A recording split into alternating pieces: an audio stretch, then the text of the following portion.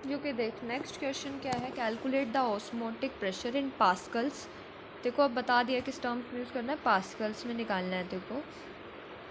Exerted by the solution prepared by dissolving 1 gram of the polymer of molecular mass this, molecular mass की value दे रखी है क्या 18500 इन 450 ml of water at 37 degree Celsius, ठीक है 1 ग्राम में। अब इसके अंदर जो ऑस्मोटिक प्रेशर उसका फॉर्मूला होता है pi is equals to CRT। C का मतलब होता है कंसनट्रेशन, पाई का मतलब होता है ऑस्मोटिक प्रेशर, ओपी का मतलब ऑस्मोटिक प्रेशर, आर होता है गैस कांस्टेंट और टी होता है टेम्परेचर, ठीक है। और टेम्परेचर जो होता है वो हमेशा केल्विन में होता है, ठीक है, होगा temperature and temperature must be in kelvin, ठीक है। ये बात समझ आ गई। देखो ऑस्मोटिक प्रेशर निकालने का फॉर्मूला क्या होता है, पाई CRT। अब अगर मैं सी की बात करूँ, सी कंसनट्रेशन है, तो कंसनट्रेशन को हम number of moles per unit volume लिख सकते हैं। कंसनट्रेशन कोई भी है, मोलैरिटी है जैसे, तो उसको number of moles per unit volume लिखते हैं। तो सी को हम इस फॉर्मूले के अंदर N/V से रिप्लेस कर देंगे। सी को हम किससे रिप्लेस कर देंगे, N/V से। तो pi is equals to CRT, C की जगह क्या लिख दिया N/V/RT। तो ये फॉर्मूला हो गया तेरा। अब देख, अब इस फॉर्मूले से ऑस्मोटिक प्रेशर निकालने के कुछ नंबर ऑफ मोल्स चाहिए, गैस कांस्टेंट चाहिए और वॉल्यूम चाहिए। अब टेम्परेचर भी तेरे को दे रखा है 37 डिग्री सेल्सियस, 37 प्लस 273 केल्विन में चेंज हो जाएगा। जो तेरा केल्विन में आंसर आएगा वो तुझे पुट करना होगा यहाँ पे। इसके अलावा जो वॉल्यूम है वो 450 ml डायरेक्टली दे रखी है। मोलर मास भी दे रखा है 18500 और 1 ग्राम गिवन मास भी दे रखा है। तो गिवन डिजॉल्विंग 1 ग्राम इन और 18500 ये भी आ रही है। तो अब गिवन नंबर ऑफ मोल्स कैसे निकालेगा, number of moles sorry given mass upon molar mass. 1 gram dissolve किया और मोलिकुलर मास क्वेश्चन में डायरेक्ट लिखा हुआ given mass upon molar mass करेगा तो ये आ जाएगा कि भाई हाँ हमारे इतने मोल्स हैं। वॉल्यूम तेरे को दे रखी है। अब वॉल्यूम को तू चाहे यहाँ पे वॉल्यूम भी किस में लेते हैं, जैसे टेम्परेचर किस में लेते हैं हम, टेम्परेचर लेते हैं हम केल्विन में, वॉल्यूम लेते हैं हम किसके अंदर, लीटर के अंदर, ठीक है।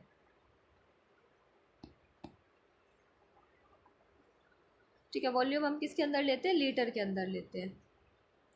और अब देख टेम्परेचर वॉल्यूम क्या है 450 ml, 450 को अगर मैं 1000 से डिवाइड कर दूंगी तो लीटर के अंदर चेंज हो जाएगी।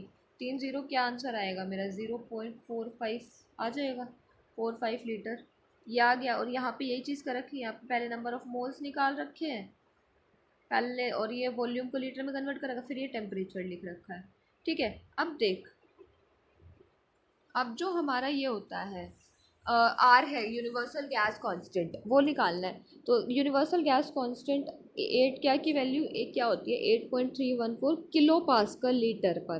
किलो का मतलब क्या होता है 10⁻3।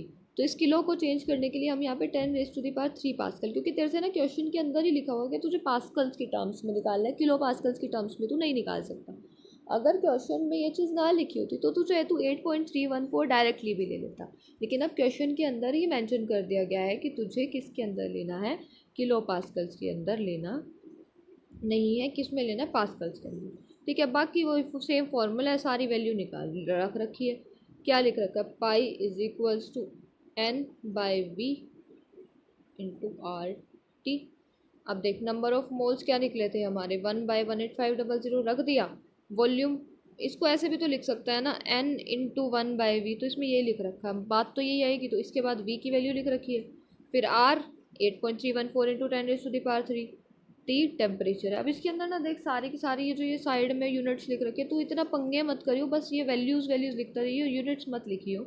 और लास्ट में पास्कल में आएगा, क्योंकि क्वेश्चन में इसको जब तू सॉल्व करेगा इनको मल्टीप्लाई डिवाइड करके तो तेरे को आंसर पास्कल में मिलेगा। डायरेक्टली तूने क्या करना है, ये 3 जीरो से ये 3 जीरो तो कट गई, तो ये 0.45 इंटू 185 जो भी आएगा उसको 8.134 और 310 से मल्टीप्लाई करेगा, उससे डिवाइड कर देना, ठीक है, उसको डिवाइड कर लेना है। तो इसको सॉल्व करके देखियो, कोई भी कैलकुलेशन जहाँ भी तुझे सॉल्व करने में दिक्कत हो मेरे को उस क्वेश्चन का नंबर बता दियो, मैं उसकी कैलकुलेशन तेरे को पेज पे लिख के सॉल्व करके भेज दूँगी। अब हर एक की कैलकुलेशन मैं पूरी पूरी सॉल्व करूँ ये तो कोई तुक नहीं बनता। मैंने सारा फॉर्मूला जिस तरीके से कैलकुलेशन करनी है सारी तेरे को बता दी, इस अकॉर्डिंग कर लियो, ठीक है। ये था तेरा ऑस्मोटिक प्रेशर का क्वेश्चन। अब देख, अब अगला क्वेश्चन हमारे पास क्या आता है देख, क्योंकि अब तेरा नेक्स्ट क्वेश्चन क्या है, concentrated nitric acid used in the laboratory 68% nitric acid by mass in the aqueous solution, what should be the molarity of the sample of the acid if the density of the solution is 1.504? अब देख 68% nitric acid by mass, 68% nitric acid by mass क्या दे रखा है तेको? 68% nitric acid by mass. तो 68% by mass का मतलब क्या है? 68% मतलब 68 ग्राम नाइट्रिक एसिड किसके अंदर डिजोल्व है? 100 ग्राम ऑफ सॉल्यूशन के अंदर। तो 68 gram mass of nitric acid given mass क्या हो गया? 68 ग्राम। ये क्या है हमारा? W given mass. और मास ऑफ सॉल्यूशन कितना है? 100 ग्राम। अब molar mass nitric acid HNO3 होता है हमारा नाइट्रिक एसिड। इसका मोलर मास निकाल के देख ले। 1 + 14 16 3 जा +16 × 3। तो जब तू इसको ऐड करेगा निकालने के बाद तो तेरा आएगा 63। ये हमारा क्या है? नाइट्रिक एसिड का मोलर मास आ गया। नंबर ऑफ मोल्स कैसे निकालते हैं? अब given mass upon molar mass. Given mass कितने? 68। 68 को 63 से डिवाइड कर देगा तो क्या आ जाएगा तेरे? नंबर ऑफ मोल्स आ जाएंगे। अब तेरे को क्या दे रखा है? What should be the molarity of सब सॉल्यूशन। मोलैरिटी निकालनी है। मोलैरिटी किसकी इक्वल होती है? Number of moles per unit volume. Number of moles per unit volume. Number of moles per unit volume in volume अगर लीटर के अंदर है तो वॉल्यूम कैसे निकाल सकते हैं? अब देखो डेंसिटी दे रखी है। डेंसिटी किसकी इक्वल होती है? मास अपॉन वॉल्यूम के। तुझे वॉल्यूम निकालनी है, इन दोनों को इंटरचेंज कर दे। वॉल्यूम किसकी इक्वल होगी? मास अपॉन डेंसिटी के। मास, अब मास यहाँ ध्यान रखियो, मास हमने जो यहाँ से सॉल्यूशन का लिया है ना 68% वाले से कि भाई यहाँ 68 ग्राम तो नाइट्रिक एसिड है और 100 ग्राम ऑफ सॉल्यूशन के अंदर, तो वो मास 100 डिवाइडेड बाई ये 1.054। 100 डिवाइडेड बाई 1.054 हमारे पास उससे क्या आ जाएगी? वॉल्यूम। और ये किस में आएगी हमारे पास? ml में, क्योंकि डेंसिटी देख पर ml दे रखी है क्वेश्चन के अंदर। तो ml में आएगी। 66.5 ml है। इसको 1000 से डिवाइड कर दूंगी, 3 0 आगे चला जाएगा। 0 क्या आ जाएगा मेरा? 0.66, मतलब 0.0, सॉरी 3 है ना, 3 डेसिमल आगे 1 2 3, 0.665 लीटर। ठीक है। अब ये तेरे नंबर ऑफ मोल्स भी आ गए, वॉल्यूम भी आ गई। नंबर ऑफ मोल्स आए थे 1.079 और वॉल्यूम आई थी 0.065। इनको डिवाइड कर दे, जो तेरा आंसर आएगा वो किस में होगा? मोलर की टर्म्स में होगा, मोलारिटी में टर्म्स में होगा। ठीक है, इस तरीके से हम ये निकालते हैं। ये हमारा बेसिकली फाइंड करने का तरीका है। ये क्वेश्चन समझ आ गया? देखो क्या करना था। कंसनट्रेटेड नाइट्रिक एसिड जो यूज़ किया जाता है लेबोरेटरी के अंदर वो 68% कंसनट्रेटेड होता है, जो इस क्वेश्चन के अकॉर्डिंग है। नाइट्रिक एसिड का मास क्या होता? नाइट्रिक एसिड का फॉर्मूला क्या होता है? HNO3। अब तुझे ये बताना है HNO3 by mass in aqueous solution, what should be the molarity of such a sample of acid if the density of the solution is 1.054। अब डेंसिटी दे रखी है तो तुझे उस अकॉर्डिंग क्वेश्चन को सॉल्व करना था। ठीक है, अब आगे देख। नेक्स्ट क्वेश्चन क्या है? A solution of glucose in water is labelled as 10% by weight. What should be the molarity and mole fraction of each component. देखो क्या दे रखा है, एक सेकेंड, यहाँ पे देखो दे रखा है a solution of glucose is labelled as 10%। 10% weight by weight मतलब 10 ग्राम जो ग्लूकोज है वो किसके अंदर प्रेजेंट है?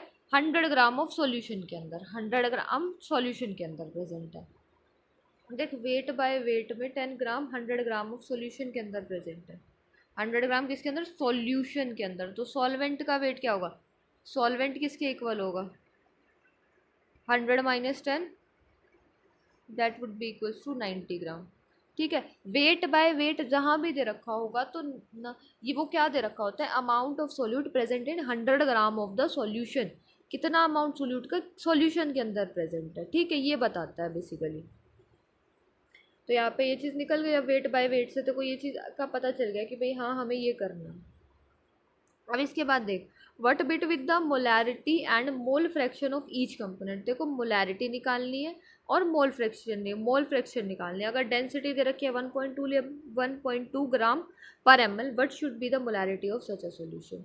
ठीक है, मोलैरिटी, मोलालिटी और मोल फ्रैक्शन तीनों चीज़ें निकालनी है। ऐसा एक क्वेश्चन अभी थोड़ी देर पहले भी आया था सिमिलर सा, मोलैरिटी, मोलालिटी और मोल फ्रैक्शन निकालने वाला। ठीक है, अब नंबर ऑफ मोल्स निकालेंगे। सबसे पहले तो हम ग्लूकोज क्या होता है? C6H12O6, ये होता है ग्लूकोज का मॉलिक्यूलर फार्मूला। इसका जब तू मोलर मास निकाल लेगा तो क्या आएगा? 180 ग्राम। ग्लूकोज का C6H12O6 होता है ग्लूकोज का मॉलिक्यूलर फार्मूला और इसका मॉलिक्यूलर मास निकालेगा तो 180 आएगा। ठीक है, अब यहाँ पे नंबर ऑफ मोल्स निकल जाएंगे। गिवन मास कितना है 10, मोलर 180, नंबर ऑफ मोल्स आ गए। सिमिलर तरीके से जो वाटर है, वाटर के भी नंबर ऑफ मोल्स क्या है, गिवन मास क्या है 90, मोलर मास वाटर का कितना होता है 18, 5 मोल आ गए तेरे यहाँ पे। ठीक है, अब मोलैलिटी निकालनी है तुझे। मोलैलिटी स्मॉल एम किसके इक्वल होता है, number of moles divided by volume in KG. देख अब यहाँ पे क्या है, 10 ग्राम ग्लूकोज की अभी यहाँ पे तो ये देख यहाँ पे मोलैलिटी किसके इक्वल होता है, number of moles divided by volume in KG. यहाँ पे केजी है 90, ग्राम है 90, तो 90 को 1000 से डिवाइड करेगा तो एक ज़ीरो से एक ज़ीरो कट जाएगी, 0.09 केजी तेरा आंसर आ जाएगा। ठीक है, अब इसके बाद देख number of moles divided by volume in KG. Number of moles divided by volume in KG, यही तुझे करना है। नंबर ऑफ मोल्स कितने हैं तेरे यहाँ पे ग्लूकोज के, 0.045 डिवाइडेड बाई के जी क्या है 0.090। इसको जब तू डिवाइड करेगा तो तेरे पास जो सोल्यूशन आएगा वो किसके अंदर आएगा, मोलल के अंदर आएगा। स्मॉल है, मोलैलिटी निकाली है तूने। ठीक है, बात समझ आ गई। अब तुझे एक तो मोलैरिटी निकालनी थी, एक मोलैलिटी, तेरे को 3 चीज़ें निकालनी थी यहाँ पे, मोलैलिटी, मोल फ्रैक्शन और मोलैरिटी। स्मॉल एम होता है मोलैलिटी के लिए, एक्स होता है मोल फ्रैक्शन के लिए और एम होता है मोलैरिटी के लिए। अब तूने मोलैलिटी निकाल ली, अब तुझे मोल फ्रैक्शन निकालनी है। मोल फ्रैक्शन क्या होता है, number of moles of solute, suppose second है तो over total number of moles, तो अब तूने सबके नंबर ऑफ मोल्स तो निकाल ही लिए, उसको ऐड कर दे। जैसे number of moles of glucose कितना निकला है 0.055 divided by number of water के मोल्स कितना निकले 5, प्लस टोटल मोल्स निकाल रहे हैं 0.055। इसको सॉल्व कर ले, जो तेरा आंसर आएगा वो क्या होगी तेरी मोल फ्रैक्शन। यहाँ पे यही है एक्स, ये यहाँ एक्स ऐसे बनता है, थोड़ा सा ना एक्स ऐसे बनाइए, ये होता है एक्स का मोल फ्रैक्शन का सिंबल। देख दोबारा बना रही हूँ, ऐसा होता है मोल फ्रैक्शन का सिंबल। ठीक है, तो अब यहाँ पे number of moles 5 plus this, जो इसको सॉल्व करके आया वो तेरा क्या हो गया मोल फ्रैक्शन। अगर अब मोल फ्रैक्शन हर एक कंपोनेंट की पूछी हुई है तो मोल फ्रैक्शन जो दूसरे कंपोनेंट की होगी वाटर की, दूसरा क्या है वाटर किसके इक्वल होगा, फ्रैक्शन है तो मैंने बताया था 1 में से जो दूसरे की पहले की मोल फ्रैक्शन आई है 0.01, उसको माइनस कर दे, वो तेरी दूसरे की मोल फ्रैक्शन आ जाती है। ठीक है, 0.09 क्या 0.099 के आगे मोल फ्रैक्शन ऑफ वाटर। ऐसे निकालना चाहिए, ऐसे निकाल ले, और जैसे इस फॉर्मूले से निकाल लिया तो मर्जी है तो चाहे ऐसे निकाल ले कि भाई हाँ मेरे 5 मोल्स हैं डिवाइडेड बाय 5 प्लस 0.055। इस तरीके से निकालना चाहिए, इस तरीके से निकाल ले, उस तरीके से निकालना चाहिए, उस तरीके से निकाल ले, जैसे तेरी मर्जी है। अब तेरा मोल फ्रैक्शन भी निकल गया, मोलालिटी भी निकल गई, और तेरे को डेंसिटी और दे रखी है। डेंसिटी से क्या निकाल सकता है, वॉल्यूम। डेंसिटी किसके इक्वल होती है, मास अपॉन वॉल्यूम के। वॉल्यूम किसके इक्वल होगी, मास अपॉन डेंसिटी के। मास देखो जो मास अपॉन डेंसिटी के, मास तेरे को दे ही रखा है 100 ग्राम। सॉल्यूशन की निकाल रहे हैं तो 100 ग्राम लेंगे, सॉल्वेंट की निकाल रहे थे तो 90 लिया था, ये ध्यान रखियो। जब वेट बाय वेट दे रखा होता है तो जितना अमाउंट दे रखा है, जैसे 10% वेट बाय वेट है तो 10 gram of solute present in 100 gram of solution. 10 gram solute 100 gram solution के अंदर प्रेजेंट है, तो सॉल्वेंट का मास कैसे निकालेगा, सोल्यूशन में से सोल्यूट को माइनस कर देगा, 100 में से 10 को माइनस कर देगा तो सॉल्वेंट का मास आ जाएगा। तो अब यहाँ पे जो हम लेते हैं मोलैरिटी के अंदर, number of moles divided by volume of solution in litre, number of moles divided by volume of solution in litre. ठीक है, तो यहाँ पे हम सॉल्यूशन की वॉल्यूम लेते हैं ना, तो इस वजह से हम यहाँ पे वो लेंगे कि जो हमारा 100 है, 100 लेके 100 डिवाइड बाई 1.2 दे के आएगा 8.33 ml। अब ये ml में आएगा क्यों, क्योंकि हमें जो ऊपर डेंसिटी दे रखी है वो ml में दे रखी है। डेंसिटी किस में दे रखी है, ml के अंदर देखिए 1.2 ग्राम पर ml, चेक कर यहाँ पे। ठीक है, 1.2 ग्राम पर ml। अब ml में आ गई, जो ml में तेरी यहाँ पे डेंसिटी आई है, ml में तेरी डेंसिटी आई है 83.33, इसको 1000 से डिवाइड कर दे, 3 डॉट आगे चला जाएगा, ये पॉइंट 0.0833, ये तेरी क्या आ जाएगी, डेंसिटी आ जाएगी। ठीक, वो सॉरी वॉल्यूम आ जाएगी। वॉल्यूम आ गई तेरी, नंबर ऑफ मोल्स जो तेरे आए हुए थे पहले उसको वॉल्यूम से डिवाइड कर दे, number of moles divided by volume of solution in litre, number of moles को वॉल्यूम से डिवाइड कर दिया, तो डिवाइड करने के बाद जो आंसर आएगा वो क्या कहलाएगी तेरी, मोलैलिटी कहलाएगी, मोलैरिटी कहलाएगी। ठीक है, तूने यहाँ पे तीनों चीज़ें निकाल ली, मोलैलिटी भी, मोलैरिटी भी और मोल फ्रैक्शन भी। अब ये बात ध्यान रखो, जनरली ना अगर इस टाइप के क्वेश्चन आते हैं तीनों चीज़ें पूछ जाएंगी, एक्स एम और कैपिटल है। ठीक है, ये तीनों चीज़ें तेरे को आनी चाहिए, molality, mole fraction, molarity. Molality KG में होती है, mole fraction number of moles में होता है, और एम मोलैरिटी होती है। मोलैरिटी किस में होती है? मोल्स में होती है, और volume of solution in litres में लिया जाता है। ठीक है, अब हम अगले क्वेश्चन पे चलते हैं। देखिए, क्योंकि ये वाला क्वेश्चन जो है ना अगला, ये भी काफ़ी इंपॉर्टेंट है। इसके अंदर देख क्या दे रखा है, तो जो तेरे को ये दे रखा है इसके अंदर क्या, how many ml of 0.1 molar HCl is required to react completely. कितना अमाउंट निकालना है 0.1 मोलर HCl का, कितना वॉल्यूम, बेसिकली ml दिया हुआ था वॉल्यूम में, किसके साथ चेक करें? 1 gram mixture of sodium carbonate Na2CO3 and NaHCO3। Sodium carbonate और sodium bicarbonate containing an equal amount of both the, तो दोनों का इक्वल अमाउंट जिसके अंदर प्रेजेंट है उसके अंदर हमें कितना चाहिए। तो इसके अंदर ना हमें ये नहीं बता रखा है कि कितना अमाउंट इसका है और कितना अमाउंट इसका है, बस ये बता रखा है दोनों का इक्वल अमाउंट है। तो अमाउंट सबसे पहले हमें इस क्वेश्चन के अंदर निकालना पड़ेगा। ये इंपॉर्टेंट क्वेश्चन है, इसको थोड़ा सा दिमाग से समझता हुआ चलिए। जो ये स्टेप्स हैं ये फिक्स है, कोई और क्वेश्चन भी आएगा तो भी यही स्टेप होंगे। सबसे पहले तो जो नंबर ऑफ मोल्स निकालने पड़ेंगे हर एक क्वेश्चन के, तो हम लेट कर लेंगे कि नंबर ऑफ मोल्स, जैसे सोडियम कार्बोनेट के मैंने x मान लिए, टोटल दोनों के कितने होंगे? दोनों के 1 के इक्वल होंगे। x1 प्लस x2 किसके इक्वल होता है? 1 के। n1 प्लस n2 या x1 प्लस x2 1 के इक्वल होता है। n1 अगर 1 है तो ये किसके इक्वल है? 1 माइनस n2 के। ठीक है, सपोज मैंने यहाँ पे x माना है तो दूसरा क्या होगा? 1 माइनस x।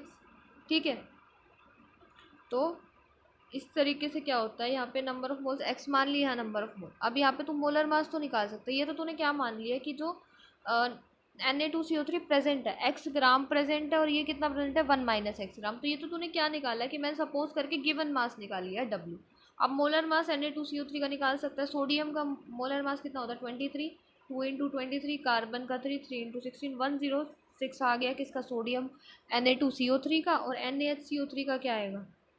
इसी तरीके से निकाल के 84 आ जाएगा। 23 इंटू 1 प्लस 12 प्लस 3 इंटू 6। ठीक है, अब देख नंबर ऑफ मोल्स किसके इक्वल होता है? Given mass upon molar mass. यहीं पे तूने सबसे पहले ये काम करना है। गिवन मास Na2CO3 का क्या है? Given mass x upon 106। ये बात हो गई, और यही 1 माइनस एक्स अपॉन 84, ये किसका आ गया है? Moles of NaHCO3, sodium carbonate के मोल। सोडियम कार्बोनेट के sodium hydrogen carbonate NaHCO3, sodium bicarbonate, और Na2CO3 सोडियम कार्बोनेट। तो सोडियम कार्बोनेट के मोल्स क्या हो गए? x अपॉन 106, और सोडियम बाइकार्बोनेट के मोल्स कितने हो गए? 1 माइनस एक्स अपॉन 84। ठीक है, आप mixture contain equi molar of these two. अब क्वेश्चन में देखो लिख रखा है, ये जो ये दे रखी है तो जितनी 1 gram mixture of sodium carbonate containing equal amount of these two. अब अगर दोनों का इक्वल अमाउंट है तो ये वैल्यू जो नंबर ऑफ मोल्स एक इसके हैं और इसके हैं, दोनों के नंबर ऑफ मोल्स क्या होंगे? इक्वल। ठीक है, यही चीज़ अब हमें आगे सॉल्व करके दिखानी है। ठीक है, क्या है? x अपॉन 106 किसके इक्वल है? 1 माइनस एक्स अपॉन 84। इसको इधर ले जा, क्रॉस मल्टीप्लिकेशन कर दे, क्या होगा? 84x किसके इक्वल होगा? 106 इंटू 1 माइनस एक्स। ठीक है, 84x किसके इक्वल होगा? 106 माइनस 106x। ये 106 यहाँ ले जाऊँगी, प्लस का हो जाएगा 84 प्लस 106x, क्या होगा? 84 plus 106x, that would be equals to 106। ये किसके इक्वल आ जाएगा? 190x किसके इक्वल है? 106 के।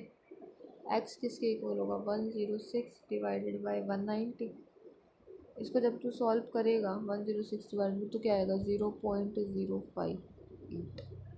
तो ये तेरी x की वैल्यू आ गई। अब x की वैल्यू तेरे पास आ गई। गिवन मास x तूने किसका माना था? सोडियम कार्बोनेट का। Na2CO3 का माना था तूने x ग्राम। तो x की वैल्यू तेरी क्या आ गई? 0.058।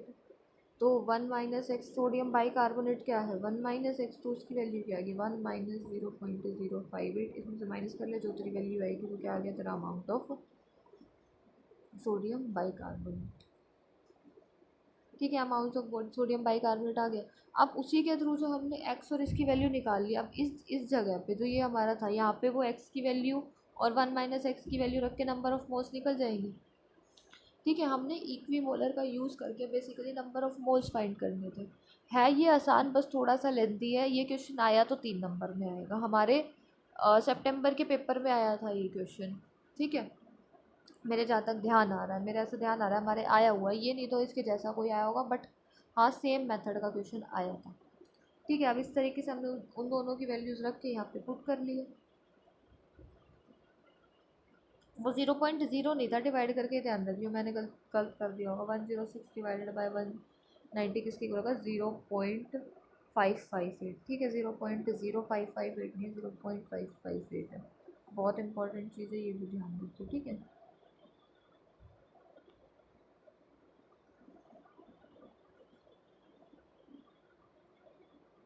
ठीक है। अब देख, अब तुझे क्या निकालना है? सबसे पहले तो तूने नंबर ऑफ मोल्स निकाल लिया। अब नंबर ऑफ मोल्स निकालने के बाद तुझे क्या करना है? तुझे ये बताना है कितना ml HCl रिक्वायर्ड होगा, तो तुझे HCl का बताना है। अब देख, Na2CO3 की रिएक्शन क्या होती है? अब तुझे HCl के साथ इन दोनों की रिएक्शन करानी है, Na2CO3 की भी और NaHCO3 की भी। जब तू Na2CO3 की रिएक्शन HCl के साथ करता है तो कितने मोल्स यूज़ होते हैं? 2 मोल्स यूज़ होते हैं। ये पहली रिएक्शन शो करी है। 2 मोल HCl के होंगे, और हमेशा वाटर और CO2 निकलती है, तो 2 मोल NaCl। और जब तो जितने Na होते हैं ना, उतने मोल HCl के यूज़ होते हैं। अगर Na2CO3 है, 2 Na है, तो 2 मोल HCl यूज़ होगा। NaHCO3 है, NaHCO3 है, 1 Na है, 1 मोल यूज़ होगा। ठीक है, समझ आ गई तेरे को ये बात?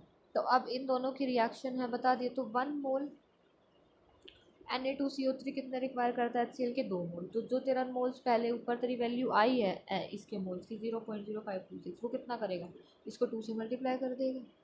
तो उतने मोल्स हमें HCl के लिए रिक्वायर्ड होंगे, किसकी रिएक्शन के लिए? जब हम सोडियम कार्बोनेट के साथ रिएक्शन करेंगे। अब जब हम सोडियम हाइड्रोजन कार्बोनेट NaHCO3 के साथ करेंगे, तो हमें एक NaHCO3 1 मोल के लिए कितना HCl चाहिए? 1 चाहिए। तो 0.0526 के लिए कितना चाहिए होगा?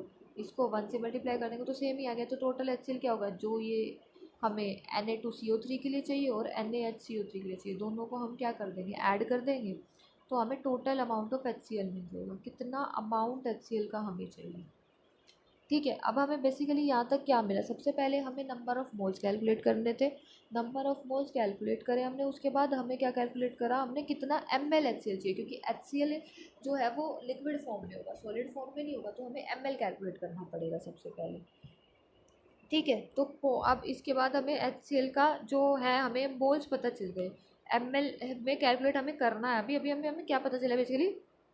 कितने मोल्स HCl के रिक्वायर्ड होंगे। अब कितना ml HCl रिक्वायर्ड होगा वो बात देखते हैं।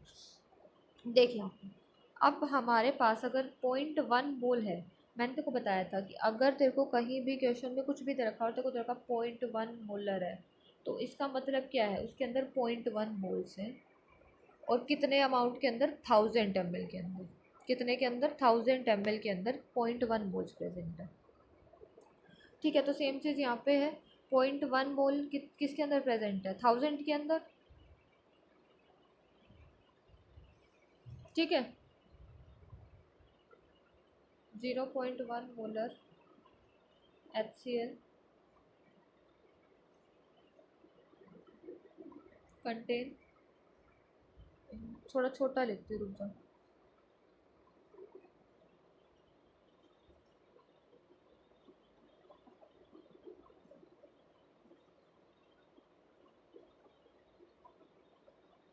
0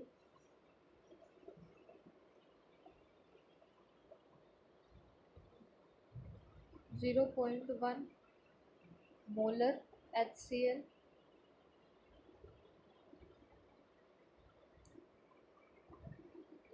कंटेन, कितना कंटेन करता है?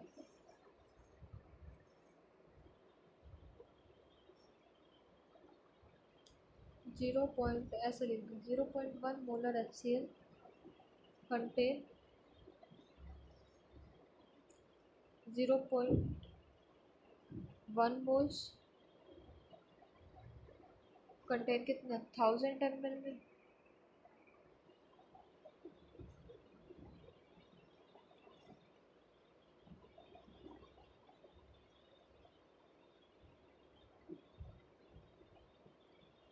1 मोल कितना कंटेन करेगा?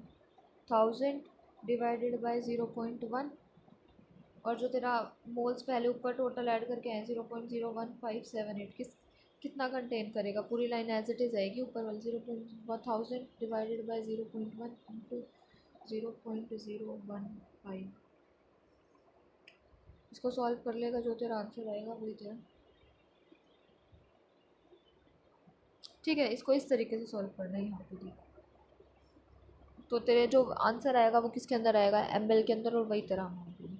देख बेसिकली ये क्वेश्चन थोड़ा सा लग रहा होगा तुझे टफ है, बट कर ले इसको, क्योंकि इसके आने के चांसेस होते हैं। एक बार मैं इस क्वेश्चन को दोबारा बता रही हूँ, फिर देख ले, हो सकता है कोई दिक्कत हो तो दोबारा क्लियर हो जाए। देखो, how many ml of 0.1 molar HCl is required to react completely with 1 gram mixture of sodium carbonate and sodium bicarbonate. Total mixture कितना है, 1 ग्राम सोडियम कार्बोनेट और सोडियम बाइकार्बोनेट। सोडियम बाइकार्बोनेट का अमाउंट तूने x मान लिया, total क्या है 1 के इक्वल है। तो दूसरा क्या हो जाएगा, सोडियम बाइकार्बोनेट NaHCO3 का कितना हो जाएगा, 1 माइनस x। अब इन दोनों के मोलर मास तो आसानी से निकाल सकता है। गिवन मास तूने लेट कर लिया, मोलर मास तूने निकाल लिया। अब इससे नंबर ऑफ मोल्स ले ले कि क्या हो सकते हैं, प्रोबेबल नंबर ऑफ मोल्स क्या हो सकते हैं, given mass upon molar mass, जो तूने गिवन मास मानना है उसके बाद इनका मोलर मास। अब इसके तुझे इक्वी मोलर मिक्सचर दे रखा है। अब जब तुझे इसका इक्वी मोलर मिक्सचर दे रखा है तो दोनों के नंबर ऑफ मोल्स तूने यहाँ पे बराबर रख दिया और उसको सॉल्व करके तूने एक्स की वैल्यू निकाली। जब तूने एक्स की वैल्यू निकाली तो दूसरे की वैल्यू जो 1 माइनस एक्स करके है वो भी निकल जाएगी, सोडियम NaHCO3 की। अब इसके बाद जो x और 1 माइनस एक्स की वैल्यू, उससे तू एक्चुअल वैल्यू जो अभी तो तूने बस ऐसे ही x की टर्म्स में निकाले थे ना नंबर ऑफ मोल्स, अब तू जो हमें न्यूमेरिकल टर्म चाहिए होती है, न्यूमरल टर्म चाहिए होती है, उसकी टर्म्स में निकाल लेगा इनको रख के। उसके बाद देखो ये क्या निकालना है, कितने मोल्स HCl के रिक्वायर्ड होंगे, पहले मोल्स आएंगे तभी हम वॉल्यूम निकाल सकते हैं। तो अगर मैं सोडियम बाइकार्बोनेट Na2CO3 की रिएक्शन करती हूँ सोडियम कार्बोनेट की, तो जितने Na होते हैं ना बेसिकली उतने ही हमें HCl चाहिए होते हैं। Na2CO3 के अंदर 2 HCl चाहिए होंगे, 1 मोल Na2CO3 के लिए 2 HCl, और यहाँ पे 1 मोल NaHCO3 के लिए 1 HCl, क्योंकि 1 Na है तो एक, जनरली ये ट्रिक भी याद रख सकता है। इसके बाद देख, इसके बाद नेक्स्ट चीज़ हमारे पास क्या होती है, 1 मोल Na2CO3 का रिक्वायर करता है 2 मोल। तो जो हमारे नंबर ऑफ मोल्स पिछले अभी निकले थे वो कितना करेगा, उसको जो Na2CO3 के नंबर ऑफ मोल्स है उसको 2 से मल्टीप्लाई कर देंगे और NaHCO3 के मोल्स को 1 से, मतलब सेम। और जो दो इन दोनों की वैल्यू आएगी उन दोनों को ऐड कर देंगे। ठीक है, उसके बाद जो टोटल नंबर ऑफ मोल्स हमारे निकले हैं, टोटल नंबर ऑफ मोल्स निकालने हैं, टोटल नंबर ऑफ मोल्स इन दोनों को ऐड करके जितने हमें HCl रिक्वायर्ड है उससे अगर 1 मोल के लिए हमें 1 मोल सोडियम कार्बोनेट के लिए हमें 2 HCl के मोल्स चाहिए, तो जो हमारे नंबर ऑफ मोल्स निकले उसको उससे मल्टीप्लाई कर, उसको 2 से मल्टीप्लाई कर देंगे और उसको 1 से उन दोनों को ऐड कर देंगे, हमें टोटल नंबर ऑफ मोल्स मिल जाएंगे। अब जब हमें टोटल नंबर ऑफ मोल्स मिल गए तो टोटल नंबर ऑफ मोल्स मिलने के बाद हम क्या करते हैं, जो हमारा 0.1 मोल है वो किसके, 1 मोलर के अंदर कितने होंगे, 1000 ml के अंदर, और फिर 0.1 क्या होगा, 1000 डिवाइडेड बाई 0.1, और जितने हमारे नंबर ऑफ मोल्स है उससे मल्टीप्लाई कर देंगे तो हमारा जो आंसर आएगा वही हमारा फाइनल आंसर होगा। ठीक है, अब ये क्वेश्चन मेरे को अब उम्मीद है कि तेरे को अच्छे से समझ आ गया। ये इंपॉर्टेंट क्वेश्चन है, देने के लिए अच्छा है। अगर सर को थोड़ा सा कोई टफ वाला क्वेश्चन देना, ट्रिकी वाला क्वेश्चन देना, तो ये क्वेश्चन बहुत अच्छा बनता है। ये मेरे ध्यान नहीं आ रहा हमारे कब आया था, बट ये मेरे को ऐसा याद आ रहा है कि आया था और मैं गलत करके आई थी, मेरे को ये ध्यान है, और मैंने गड़बड़ करी थी इस क्वेश्चन में। ठीक है।